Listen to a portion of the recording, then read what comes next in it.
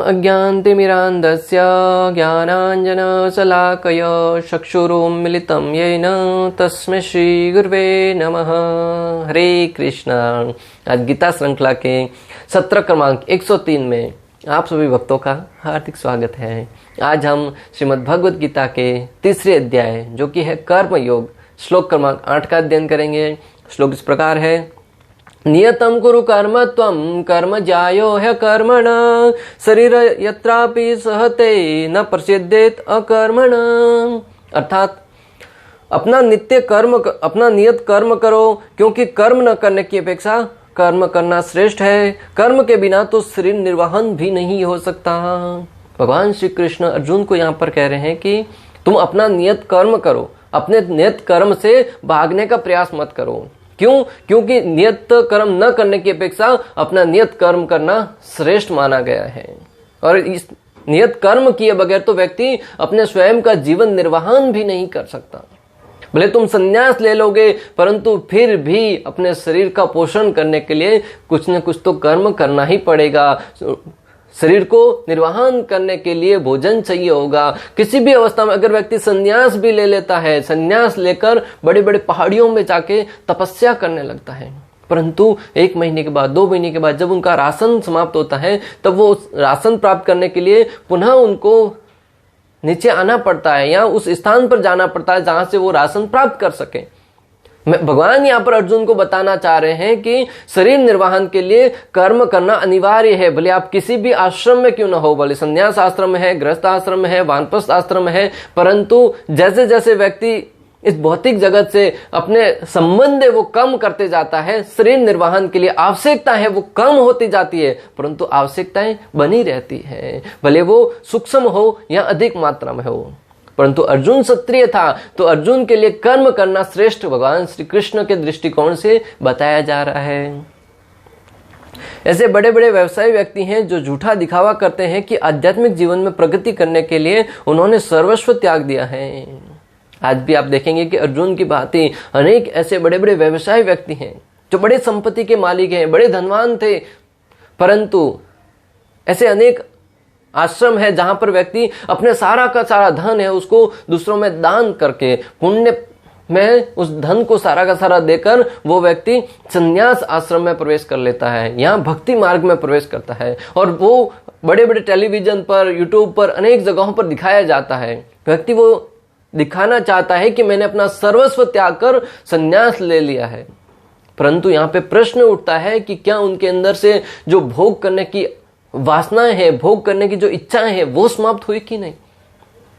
एक तरीके से समाज की सस्ती प्रशंसा प्राप्त करने के लिए व्यक्ति अपना सर्वस्व त्याग सकता है। अर्जुन की भांति अर्जुन भी वहां पर क्षत्रिय होने के नाते कुरुक्षेत्र में खड़ा था, फिर भी भगवान के सामने सर्वस्व त्याग कर संन्यास लेने की बात कर रहा था। तो आज के तथाकथित, सबकी बात नहीं करे, तथाकथित कुछ लोग ऐसे हैं जो अपना सर्वस्व त्याग कर समाज से प्रशंसा पाने के प्रयास करते हैं और वो दिखाना चाहते हैं कि हमने अपना सब कुछ त्याग दिया। लोग भी बड़ी वाहवाही करते हैं कि उस व्यक्ति ने सारा धन दान देके संन्यास आश्रम ग्रहण कर लिया। अच्छी बात है दान देना, परंतु हमें ये सुनिश्चित करना होगा कि हमारे हृदय के अंदर बैठी हुई जो इच्छाएं हैं उनको पहले अपने कर्म द्वारा शुद्ध की जाए। धीरे धीरे जैसे व्यक्ति का पोषण होता जाएगा, प्रशिक्षित हो जाएगा उचित मार्गदर्शन में, आचार्यों के मार्गदर्शन में, भगवान श्री कृष्ण द्वारा बताई गई भगवद गीता जो अर्जुन को बताई गई उस भाव से समझते हुए, जब हमारा निश्चित प्रशिक्षण हो जाएगा ना, उस अवस्था में जब व्यक्ति संन्यास लेगा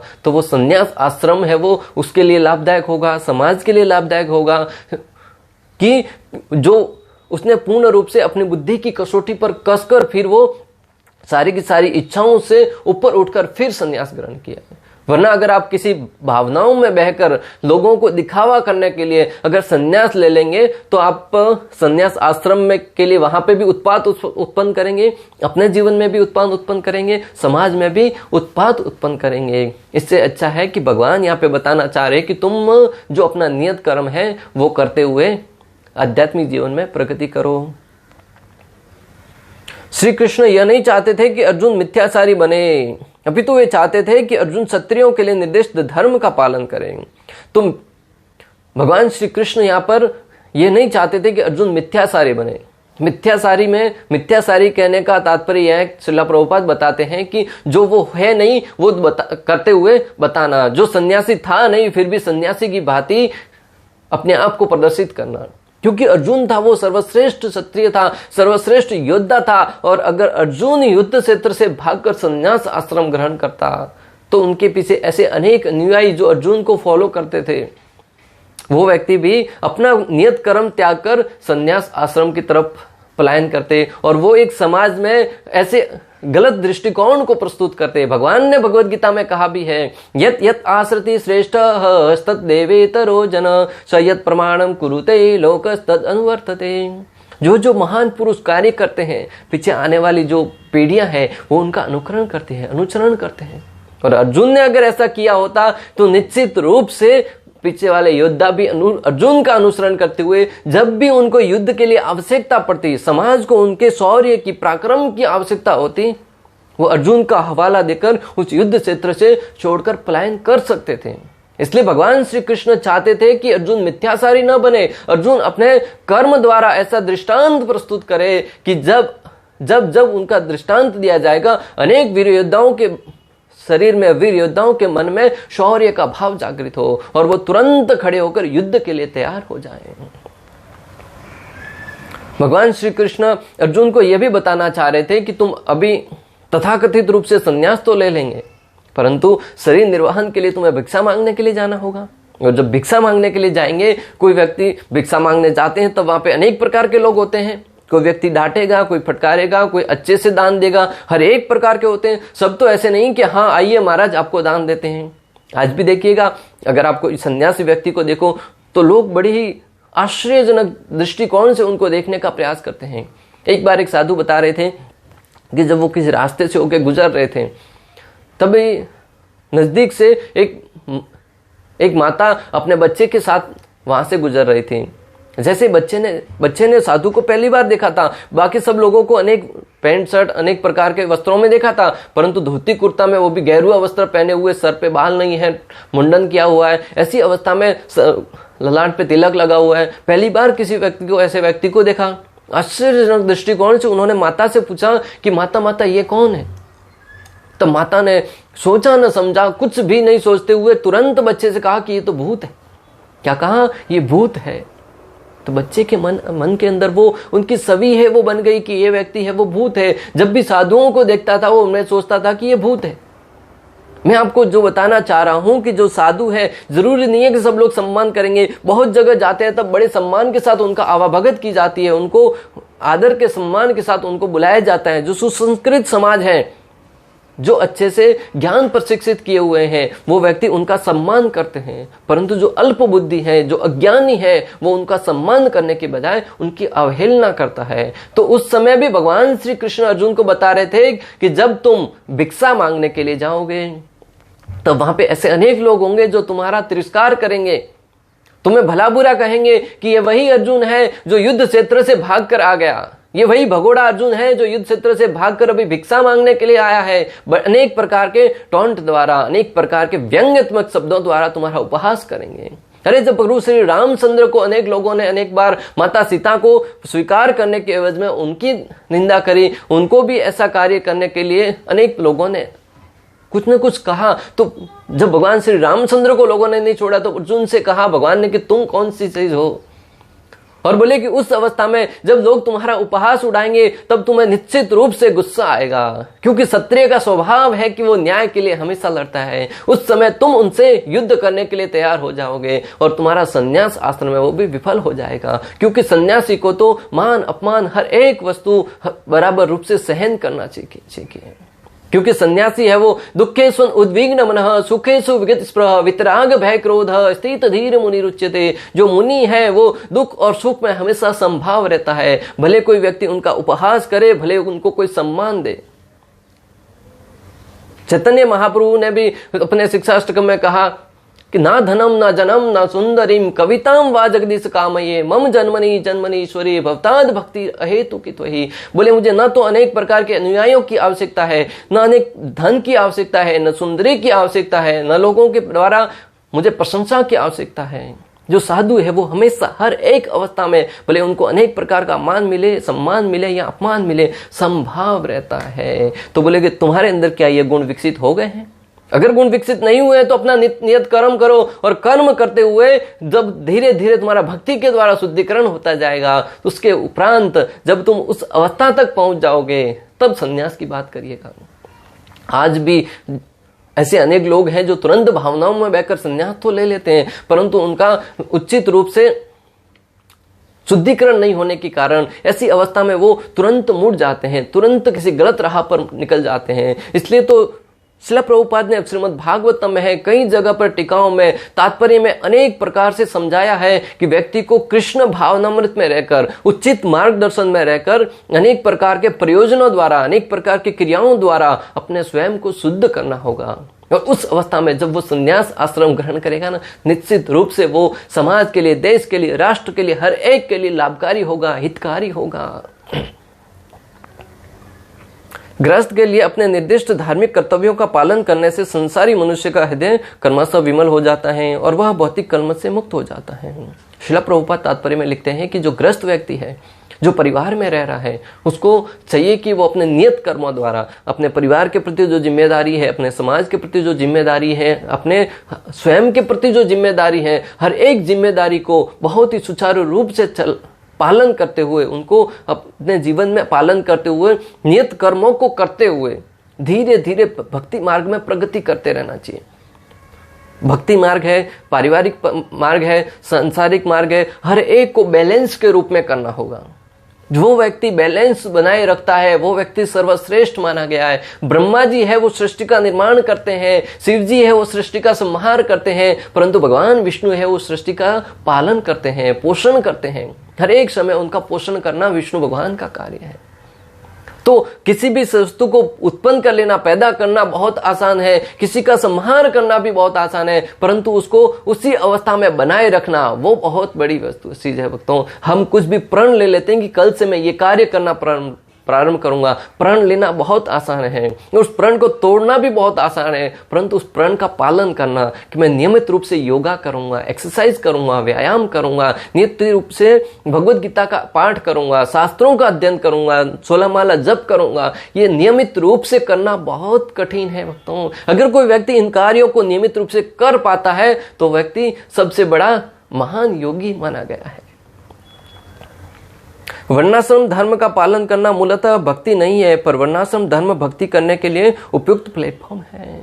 वर्णाश्रम धर्म है कि व्यक्ति को प्रारंभ में गुरुकुल में रहकर विद्यार्थी के रूप में शिक्षा अर्जित करनी चाहिए, फिर उसको गृहस्थ जीवन में प्रवेश करते हुए अपने पारिवारिक जीवन को अच्छे से चलायमान करना चाहिए, फिर उसको जीवन से वानप्रस्थ आश्रम में प्रवेश करना चाहिए, उसके बाद संन्यास ले लेना चाहिए। 25-25 वर्ष की आयु निर्धारित की गई है।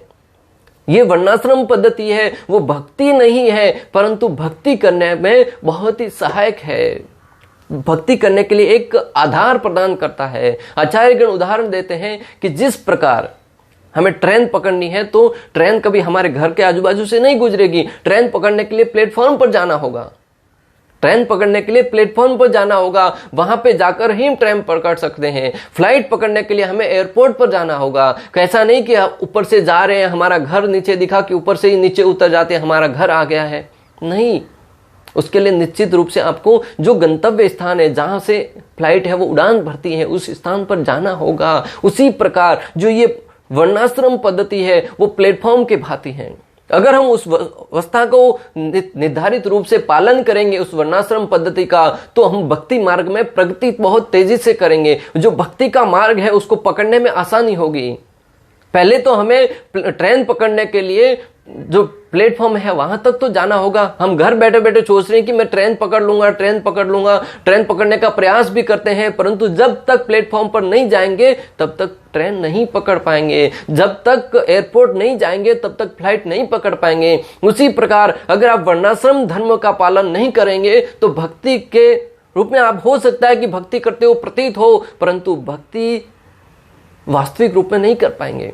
एक समय की बात, श्रील प्रभुपाद का एक शिष्य आया, उन्होंने प्रभुपाद जी से कहा, स्वामी जी मैं अभी भक्त बन गया हूं, मुझे दीक्षा प्रदान कीजिए। मैं चारों नियम का पालन करता हूं, मैं नशा नहीं करता, जुआ नहीं करता, मांसाहार नहीं करता, पर स्त्री संग नहीं करता, मैं काफी समय से चारों नियमों का पालन करता हूं। तब श्रील प्रभुपाद ने बहुत ही सुंदर उत्तर देते हुए कहा, अभी तो तुम इंसान बने हो। क्या कहा? अभी तुम इंसान बने हो। जब इन चारों नियमों को तोड़ते थे तब तुम इंसान भी नहीं थे, मनुष्य से भी गए गुजरे थे। मनुष्य का धर्म है, मनुष्य का कर्तव्य है कि वो उन 4 नियमों का पालन करे, परिस्त्री संग न करे, नशा न करे, जुआ न खेले, मांसाहार न करे। जब व्यक्ति इस अवस्था तक आएगा उसके बाद वो भक्ति करने का प्रयास कर सकता है। ये तो एक मनुष्य का सामान्य लेवल है। आज अनेक बार लोगों को कहना पड़ता है कि तुम कम से कम मनुष्य बनो, यानी कि वो मनुष्य है, वो अपने मापदंडों से नीचे गिरता जा रहा है, आए दिन पशुओं की भांति व्यवहार कर रहा है, अनेक प्रकार से ऐसे जघन्य अपराध कर रहा है जो पशु समाज में भी नहीं किए जाते। भक्तों, मनुष्य के पास बुद्धि है, प्रशिक्षण दिया जाता है, उस अवस्था के अनुसार व्यक्ति को जीवन निर्वाहन करना चाहिए। जब तक व्यक्ति भौतिक जगत से आसक्त है तब तक उसे निर्दिष्ट कर्मों का पालन करना पड़ता है। जब तक व्यक्ति भौतिक जगत से आसक्त है तब तक उसे अपने जो कर्म बताए गए हैं, जो कर्तव्य बताए गए हैं, उनका पालन करना अनिवार्य है। अगर हम पूर्ण रूप से भौतिक जगत से अपना रिश्ता तोड़ नहीं पाए हैं, हमारी आसक्ति उसमें समाप्त नहीं हुई है, और हम अगर संन्यास की तरफ पलायन करेंगे ना, तो हम निश्चित रूप से हमारे जीवन के लिए वो बहुत ही हानिकारक होगा। क्यों? क्योंकि हम इस अपने आसक्ति बनाए रखते हैं, और संन्यास ले लेंगे तो हमारी इच्छा तो कहीं ना कहीं भौतिक भोग करने की बनी रहती है, और हम रह रहे हैं दूसरे आश्रम में जहां पर उन भोग करने को पूर्ण रूप से प्रतिबंध लगाया गया है। उस अवस्था में व्यक्ति न तो सही से संन्यास आश्रम का पालन कर पाएगा और न भोग कर पाएगा, और मन में बहुत उद्वेगित होगा, बहुत कष्टप्रद उसके अंदर ऐसी स्थिति प्राप्त उत्पन्न होगी, और वो एक समय आएगा वो बवंडर फट जाएगा। भक्तों, जनक महाराज का दृष्टांत आता है। जनक महाराज को विदेही कहा जाता था। वो राज परिवार में रहते थे, उनके बहुत बड़ा राज्य चलाते थे, परंतु फिर भी विदेही कहा जाता था कि उनको अपने देह के प्रति कोई सुध-बुध नहीं थी। पूर्ण रूप से भगवान की भक्ति में हमेशा लगे रहते थे। एक समय की बात, ऋषि मुनियों ने सोचा कि राजा जनक को विदेही कहा जाता है तो उनकी परीक्षा तो ली जाए। कुछ साधुगण है वो राजा जनक के महल में आए हुए थे, वहां पर रह रहे हुए थे। वहां जब किसी ने ये कहा कि राजा जनक है वो विदेही है, उनको संसार के प्रति कोई ध्यान नहीं रहता है, वो अपने भक्ति में लीन रहते हैं, तब अनेक साधुओं ने प्रश्न उठाया कि आप ऐसा कैसे कह सकते हैं? हम तो देखते हैं कि राजा जनक हमेशा अपने भोग विलास के अनेक कार्य भी करते हैं, परिवार में भी रहते हैं, और ऐसे रहते हैं जैसे उनके कार्य से कभी नहीं लगता कि वो विदेही हैं। तब उस जो ऋषि मुनि थे उन्होंने कुछ साधुओं को उनके राज्य में उन भ्रमण करने के लिए भेजा। वहां पे गए हुए थे, कुछ दिन के लिए रुके, अपने नहाए धोए, वहां पर अपने वस्त्र है वो सुखाए थे। राजा जनक है वो ऋषि मुनियों से मिलने के लिए गए, और वो साधु है वो भी उनके साथ गए। तब उस ऋषि ने सोचा कि ये बहुत ही उचित समय है राजा जनक की परीक्षा लेने का, और उन बाकी साधुओं को भी ये दिखाने के लिए कि किस प्रकार वो विदेही हैं। जैसे ही वो राजा वहां पे बैठे हुए थे, वहां पे सत्संग चल रहा था। कुछ समय के उपरांत एक सैनिक भागा भागा आया और कहने लगा, महाराज जनकपुर में तो सब जगह आग लग गई है, पूरा का पूरा राजमहल आग के सपेट में आने लगा है। राजा जनक के चेहरे पर जरा से भी चिंता की लकीर नहीं थी, एकदम शांत भाव से बैठे हुए थे, जरा सा भी कुछ विकार नहीं उत्पन्न हुआ। परंतु कुछ साधुगण जो पहले राजा के दरबार में गए थे, जो वहां पे नहा धोकर अपने कपड़े सुखाकर आए थे, वो तुरंत खड़े हुए और भागने की तैयारी में हो गए। भागे भागे गए, और जैसे ही राजा जनक के राज्य में जाकर देखा तो वहां पे तो कुछ भी नहीं था, सब साधारण था। जब लौट कर वापस आए तो बोले कि कहाँ गए थे? उस मुनिवर ने पूछा, ऋषि ने पूछा कहाँ गए थे? बोले कि हमारा जो वस्त्र है वो राजा के जनक के दरबार में सुखाए हुए थे, हमने सोचा कि अग्नि की सपेट में कहीं ना आ जाए, इसलिए हम उनको बचाने के लिए गए थे। तब ऋषि ने उनसे कहा, यही तुम्हारे प्रश्न का उत्तर है। तुम कहते थे ना राजा जनक है वो विदेही किस प्रकार है, उनका सारा का सारा राज्य वहां पे रहा था, उनका राज्य जल रहा था, फिर भी उन्होंने ये बात सुनकर कि जनक महाराज का राजमहल जल रहा है, उनके मन में जरा सा भी डर नहीं आया कि मैं जाकर उनको बचाने का प्रयास करूं। और तुम साधु होते हुए, तुम सन्यासी होते हुए, तुम्हारा एक कुर्ता वहां पे सूख रहा था, उसमें तुम्हारी आसक्ति बनी हुई थी। मैं आपको जो बताना चाह रहा हूं भक्तों, कि अगर आपके अंदर जरा सा भी भौतिक वस्तुओं के प्रति आसक्ति बनी हुई रहेगी, तब तक आप संन्यास आश्रम में जाकर भी कुछ अपने आप को पूर्ण रूप से मुक्त नहीं कर पाएंगे। चैतन्य महाप्रभु एक बार उनके साथ एक भक्त जा रहे थे। चैतन्य महाप्रभु खाने के बाद हमेशा कुछ न कुछ ऐसी वस्तु खाते थे जो पाचन कर सके। तो उनके भक्त वो हमेशा भोजन करने के बाद गांव में अनेक घर में जाकर मांग कर वो वस्तु लाते थे। एक बार उस भक्त ने सोचा कि महाप्रभु को तो हमेशा लगता है, क्यों ना उस वस्तु को लाकर साथ में रखा जाए। 5-10 दिन का स्टॉक कर लिया। एक दिन महाप्रभु ने जैसे ही भोजन किया, जैसे ही मांगा खाने के लिए, तुरंत जेब से निकाल के दे दिया। बोले कि तुमने ये इतना जल्दी कहां से लेके आ गए? बोले मैंने संग्रह किया था 5-10 दिन का। महाप्रभु ने तुरंत उसको डांटते हुए कहा कि तुम जाओ और गृहस्थ जीवन निर्वाह करो, शादी करो और अपने परिवार में रहो, तुम संन्यास में रहने के योग्य नहीं हो। बोले क्यों? बोले कि तुम्हारे अंदर संग्रह करने की भावना जैसे आ गई, तुम संन्यास आश्रम से गिर गए। सन्यासी को हमेशा भगवान पर आश्रित रहना चाहिए। एक इस समय का भोजन कहां से मिल रहा है, दोपहर का कहां से मिलेगा, उसको कोई ज्ञात नहीं रहता। एक क्षण का भी वो संग्रह नहीं करता है, वो सन्यासी है। तो इस प्रकार चैतन्य महाप्रभु ने बहुत ही सुंदर दृष्टांत प्रस्तुत किया है कि सन्यासी को अपने मापदंडों पर चलना चाहिए। चैतन्य महाप्रभु कभी किसी राजसी परिवार से, कभी किसी राजा से मिलते तक नहीं थे। क्यों? बोले कि जब एक सन्यासी को ऐसे मापदंड बताए गए हैं कि वो किसी राजा या राजशाही परिवार से न मिले, किसी शादी ब्याह में न जाए, और बोले मैं मिलूंगा तो पीछे आने वाले लोगों के प्रति अनेक प्रकार के दृष्टांत प्रस्तुत हो जाएंगे और वो भी मेरा अनुकरण करेंगे। भागवतम में वर्णन आता है कि वर्णाश्रम की क्रिया है वो व्यक्ति को नित्य रूप से करते रहना चाहिए, और ऐसा करते करते वह भौतिक जगत के प्रति निरासक्त होता रहता है और भगवान के प्रति ऊंची रुचि बढ़ने लगती है। श्रीमद् भागवतम में वर्णन आता है कि व्यक्ति को अपने जीवन के जो नियत कर्म है उनका पालन करते हुए साथ में भक्ति करता रहना चाहिए। कुछ समय के उपरांत वो अपने भौतिक जगत की आसक्तियां हैं उनसे रिश्ता तोड़कर धीरे धीरे रुचि वो भगवान में बढ़ाता जाएगा, और एक समय ऐसा आएगा जब पूर्ण रूप से भगवान की शरणों की तरफ अपने आप को झुका लेगा, और उस अवस्था में वो पूर्ण मुक्त पुरुष के रूप में कार्य करता वो प्रतीत होगा। देह निर्वाह के लिए किए गए तथाकथित त्याग संन्यास का अनुमोदन न तो भगवान करते हैं, न कोई धर्म शास्त्र करता है।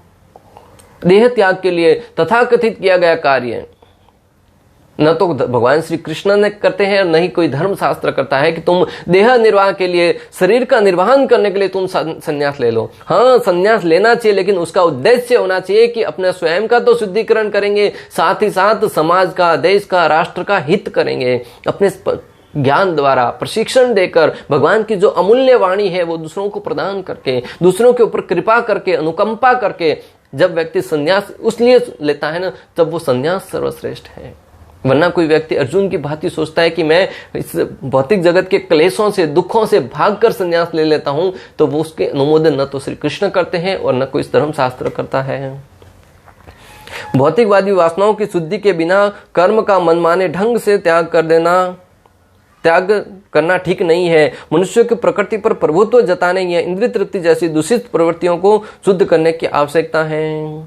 भौतिकवादी वासनाओं को शुद्धि के बिना कर्म का मनमाने ढंग से त्याग करना ये ठीक नहीं है। मनुष्यों को प्रकृति पर प्रभुत्व जताने या इंद्रिय तृप्ति जैसी दूषित वस्तुओं को शुद्ध करने की आवश्यकता है।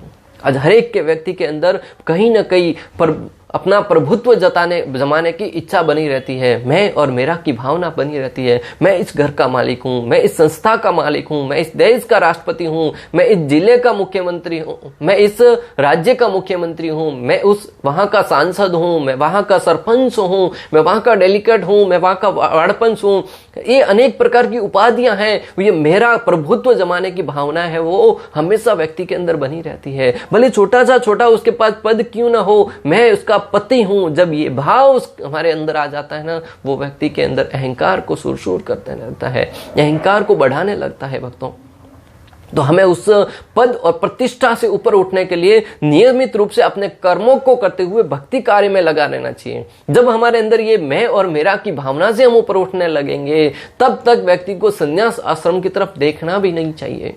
भगवान यहाँ पर अनेक दृष्टांत देकर हमें ये क्यों समझा रहे हैं अर्जुन के माध्यम से, क्योंकि हम तथाकथित धन अर्जित करने के लिए या पद प्रतिष्ठा अर्जित करने के लिए संन्यास आश्रम ग्रहण करेंगे तो ये सबसे बड़ा अपराध होगा। क्यों? क्योंकि जब व्यक्ति ऐसा कार्य करेगा तो अनेक लोग हैं वो भी उनका अनुसरण करेंगे और न तो वो समाज के लिए सही कार्य कर पाएंगे, न परिवार के लिए सही कार्य कर पाएंगे, न राष्ट्र के लिए सही कार्य कर पाएंगे और लोगों की श्रद्धाओं को तो तोड़ते ही रहेंगे। और जब लोगों की श्रद्धा आप जोड़ नहीं सकते ना, तोड़ने का कोई अधिकार नहीं है। तोड़ने का पाप जरा भी मत कीजिएगा भक्तों।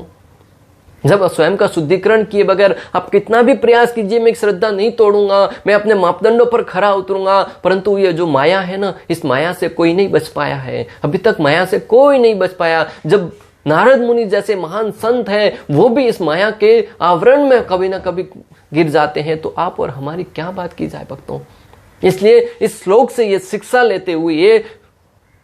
लेते हुए कि हम हमेशा अपने नियत कर्मों को करते हुए भक्ति कार्यों को साथ में जोड़ेंगे। भगवान ने कहीं भी अर्जुन से ये नहीं कहा कि तुम सन्यासी बन जाओ। भगवान ने हमेशा कहा कि तुम अपने नियत कर्म करो और वो कर्मों का फल मुझे अर्पित करते हुए करो। जो भी कर्म तुम करोगे उसका फल भगवान को अर्पित करते हुए करेंगे, वो कर्म है तुम्हारा भक्ति बन जाएगा। और अगर तुम वो कर्म अपने स्वयं की इंद्रिय तुष्टि के लिए करते रहेंगे, वो कर्म तुम्हारे कर्म बंधन का कारण बनेगा। वो अनेक प्रकार के कर्म बंधन तुम्हारे ग्रंथियों को उत्पन्न करता रहेगा। इसलिए इस श्लोक से विशेष रूप से हमें प्रशिक्षण लेना चाहिए, ज्ञान लेना चाहिए, शिक्षा लेनी चाहिए कि हम अपने कर्मों को श्री कृष्ण को अर्पित करते हुए भगवान श्री कृष्ण की जो भगवत गीता की वाणी है उसको जीवन में उतारते हुए उसके अनुसार अपने जीवन के कर्म करेंगे। इस प्रकार श्लोक क्रमांक 8 का भक्ति वेदांत तात्पर्य पूर्ण हुआ।